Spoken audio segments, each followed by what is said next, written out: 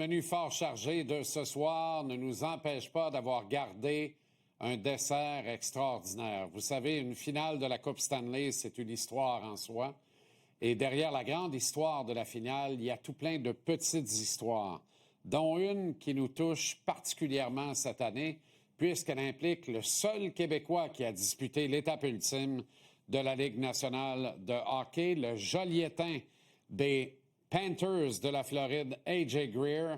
Avec nous pour conclure l'émission ce soir, Wayne et José, les parents d'A.J. Et que ça fait longtemps que ça me fait plaisir de vous retrouver, mes amis. Comment allez-vous? Jean-Charles, ça fait depuis Bantam, je pense, que nos fils ont joué ensemble. Exactement, oui, dans les rangs Bantam, le Programme national de développement du Québec. Et c'était absolument formidable, d'ailleurs, de vous côtoyer à ces occasions-là. Il n'y a rien qui dit qu'on allait se recroiser, d'ailleurs, hein? Comme dans Tout et dans tout, comme dans C'est une grande roue qui tourne, et voilà qu'on se reparle moins de 24 heures après que votre fils ait soulevé la Coupe Stanley à bout de bras. Oui, sérieusement. Comment vous avez vécu les derniers 24 heures? D'abord, avez-vous dormi? Un peu. Mais même encore, est-ce que c'est dormir quand on tourne, puis que dans notre tête, on voit toutes les images? Et non. Les souvenirs, mais aussi, il y a des logistiques de voyagement, de qu'est-ce qu'on fait? Est-ce qu'on reste pour la parade? Oui, on va rester. Est-ce qu'on essaie d'avoir notre fils Christopher qui est à la maison? On va essayer de faire venir Christopher pour la parade, puis on a Jackson aussi gardé, puis on a tout qui entoure ça, et on va laisser AJ profiter avec ses chums et son épouse de qu'est-ce qu'il mérite. Anthony était très ému avec mon camarade, mon collègue Renaud Lavoie après le match hier. On a vu les larmes couler notamment. Et avec raison, j'imagine que ça a été la même chose pour vous. Oui. Oh, oui. Oui. Oui, on peut pas rester... c'était même pas sur la glace. Quand ils ont tous garoché leurs gants dans les airs, c'était fait. Il y avait la coupe. Hey, as-tu regardé les dernières 30 secondes? Puis Anthony était sur la glace avec Jonah puis Thomas. Et Anthony, avec 10 secondes, la rondelle était en jeu.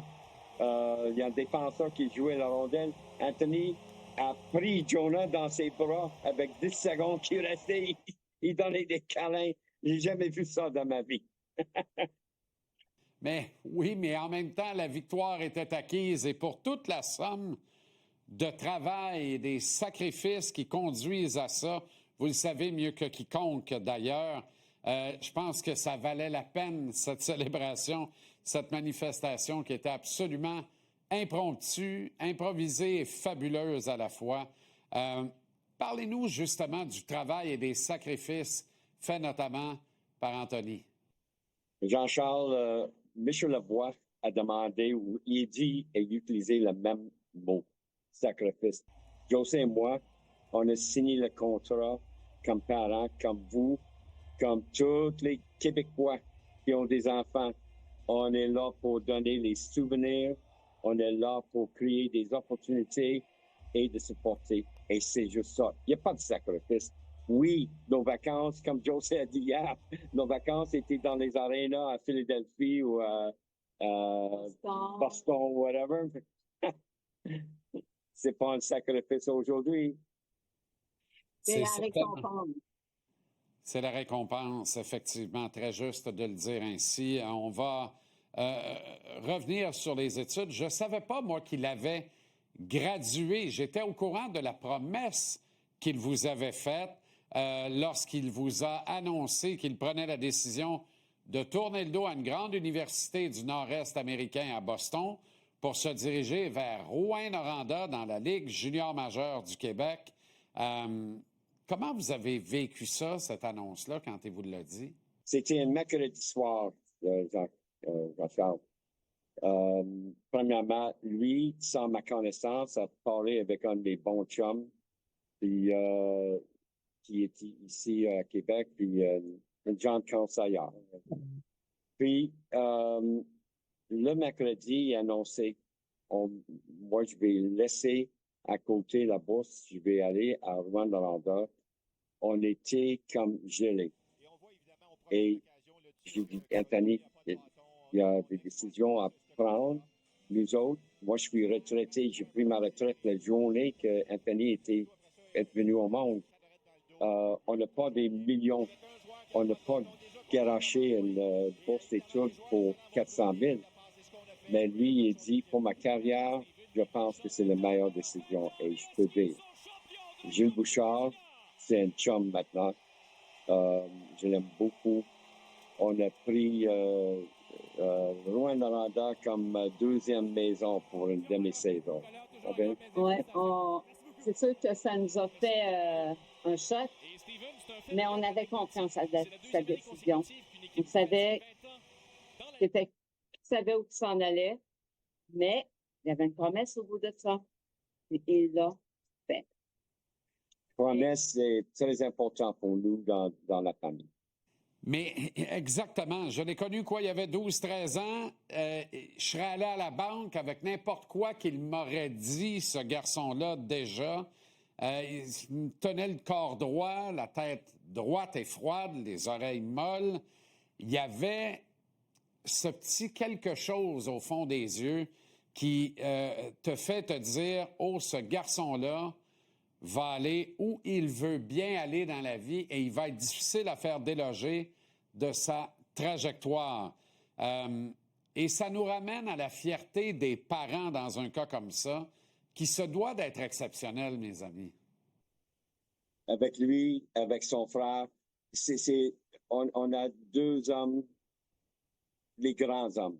Anthony, avec toutes ses implications de charité, avec tout qu'il fait à l'extérieur de la glace, la musique, ses études. On ne sait pas s'il va faire une maîtrise après. Il y a des business, des opportunités de business et marketing. Puis Anthony, il a un minding et il n'est pas fou. Il n'est pas comme son père. Il est vraiment plus intelligent que moi. Et mon Christopher, c'est la même affaire. Et c'est tout vient de la beauté à côté. C'est tout simplement magnifique. Que je suis ému de vous écouter. J'ai du mal à me concentrer, là, tellement ça me touche énormément. Alors là, vous allez demeurer jusqu'au terme du défilé des champions. Et j'imagine que c'est un été de légèreté qui vous attend dans Joliette, la magnifique, avec notamment la coupe qui va débarquer quelque part cet été, là. Oh. J'imagine que oui, mais on n'est pas au courant. On ne peut pas rien dire, on n'est pas au courant de rien. Nous autres, nous sommes comme vous, des amateurs des Panthers maintenant. Espérons que ça va toucher à Joliette, NDP, Saint-Charles-Borromée. Anthony est venu au monde à Saint-Charles-Borromée. Mais ça m'a fait rappeler tout ça à l'alentour de Floride. Il y a 37 ans, José et moi se rencontrés à Hallandale. Là, et j'ai été repêché dans cette aréna, l'aréna des Panthers à Sunrise 2015. Puis mon fils Christopher, il était à Lakeland avec Disney on Ice. Et on a resté dans notre condo pendant une couple d'années. On n'était pas capable de garder le condo parce que c'est José qui travaillait, Anthony Christopher dans les sports, dans l'école, puis on a vendu le condo. Mais on est chanceux d'avoir les amis qui nous prêtent, comme François Dupuis, qui nous prêtent la maison et nous soutiennent un petit peu. C'est bien apprécié. Vous transmettez tellement bien ce bonheur que vous vivez actuellement. Je vous le dis, j'ai peine à... Je tombe dans le format, je vous écoute, puis je me demande de quoi va être composée ma prochaine question, tellement vous me transférez le nuage de bonheur sur lequel vous dansez allègrement actuellement. C'est extraordinaire. Paul Maurice a eu des termes très élogieux, voire pratiquement émotifs à l'endroit d'Anthony.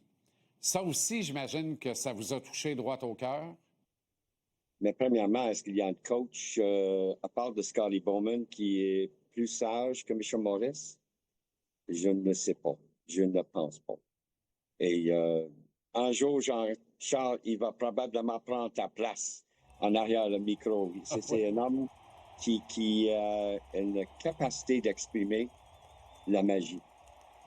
Et il a vu en Anthony quelque chose, je ne sais pas qu'est-ce qu'il a eu, mais comme Josie m'a fait rappeler, l'année passée, il était blessé à Calgary dans le mois de janvier. Le 25 janvier. 25 janvier. Il était supposé de revenir avant la date limite des échanges. Puis les Panthers de Floride ont fait une offre conditionnelle qu'Anthony est sur la glace. Mais malheureusement, il n'était pas capable d'être sur la glace. C'est un petit peu peut-être une histoire en arrière, mais l'affaire, c'est que M. Morris, il a vu quelque chose en Anthony. Puis, qu'est-ce que j'ai beaucoup aimé aussi, c'est que AJ nous a dit que M. Morris, le coach Morris, lui a dit à la 4e trio, allez les gars, je vous laisse le 4e trio faire les dernières minutes dans la Coupe Stanley. Je trouve que c'est bien. Que même AJ n'en revenait pas, fait qu'il a beaucoup savouré. C'est pour ça qu'il a peut-être célébré quelques secondes avant. Mais toute la magnificence, la grandeur de Paul Maurice est dans ce geste-là. On n'est jamais plus fort que le dernier de nos maillons. Il a joué de façon équilibrée avec ses 4 trios, ses 3 paires de défenseurs tout au long de la finale. Les Panthères de la Floride, c'est une famille, c'est une grande famille. D'ailleurs, Anthony a un contrat pour l'an prochain, mais je ne vois pas le jour où les Panthères vont se défaire des services de ce grand et bon gaillard tellement dévoué à la tâche et dédié à ce qu'il a à accomplir. Merci du fond du cœur pour les précieuses minutes que vous venez de nous accorder pour le bénéfice de nos auditeurs. Et Wayne, merci pour cet effort toujours renouvelé et colossal dans notre belle langue de Molière. Voilà qui t'honore encore davantage, mon ami. Et il y a 37 ans, j'ai jamais parlé un mot de français. C'est vrai. Josie ne parlait pas un mot d'anglais. On a utilisé un petit dictionnaire gros de même. Sérieusement, on ne sait pas comment qu'on est ensemble. Mais c'est des bels moments. Et grâce à mes beaux-parents que j'ai appris le français, parce que si je n'ai pas parlé français, je ne parlerai pas et communiquerai pas avec ces deux belles personnes. Et ça, c'est un privilège. Oui, le français est très important pour nous et Anthony, Christopher, ils sont bilingues. Leurs fils vont être bilingues et ça va continuer. On est fiers. On est fiers d'être québécois. Mais sans les Panthers, c'est encore Go Leafs Go. Hein? Moi, je suis un amateur des Maple Leafs. Oui, bien, Wayne, tu as parlé du tout petit dictionnaire. Il n'y a pas besoin d'être bien gros parce qu'un dictionnaire commence toujours par la lettre A. Et c'est là qu'on trouve très rapidement amour. Et vous le symbolisez à merveille. Vous êtes beau. Vous êtes très beau. Ben, merci. Merci, Jean-Charles. Merci. Hey, Jean-Charles, juste en passant, on saute dans l'avion l'autre jour pour Floride. Mon chum Tony Marinaro est là avec son fils, Anthony.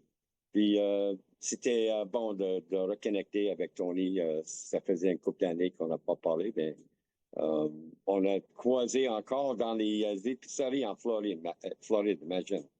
Bien, il m'a raconté ça, Tony, d'ailleurs, et merci des bons mots que tu lui as transmis à mon égard, Wayne. Le message s'est rendu. Merci infiniment. Merci à vous deux.